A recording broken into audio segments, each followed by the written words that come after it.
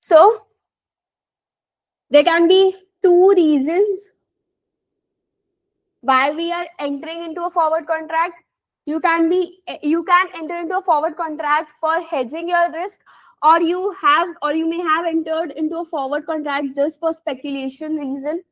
That is, here our farmer and McDonald's have entered into a forward contract because they wanted to hedge their risk of whatever price they have to bear in the future. McDonald's wanted to lock in the price at which they would have to buy potatoes after 6 months, and farmer wanted to lock in the price for which they have to sell potatoes after 6 months. So they wanted to hedge their risk.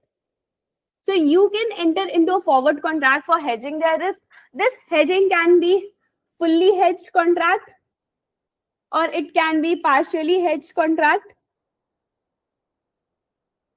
Partially hedged means that after entering into the forward contract, your whole risk has not been hedged. Some part of risk still lies with you.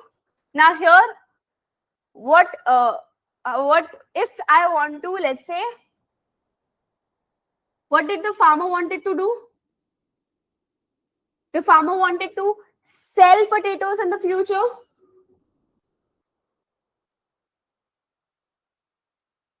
How would I decide that? Just for remembrance, how would I decide that who would be buying the forward contract and who would be selling the forward contract? The farmer wanted to sell the potatoes in the future. So whatever you want to do in the future, you want to sell the potatoes in the future, the same thing you do in the forward market. If you want to sell potatoes in the future, you sell forward contract today. And in the case of McDonald's, they wanted to buy potatoes in the future. So they would be buying forward contract today. Or you may have entered into the contract only for the reason of speculation. Like considering this situation, let's say their bread and butter is not dependent on this stock. They have just entered into the contract because of speculation reason.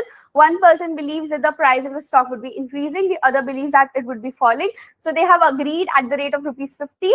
One person is of the view, the seller is of the view that the price of the contract would be falling. So I would be able to buy the stock at lesser price, and I would have the opportunity to sell this stock to this person at a greater price. Now, the buyer of the forward contract is of the belief that after 6 months, the price of the stock would be increasing. So, I would be benefiting from the differential. So, this kind of arrangement can be called speculation.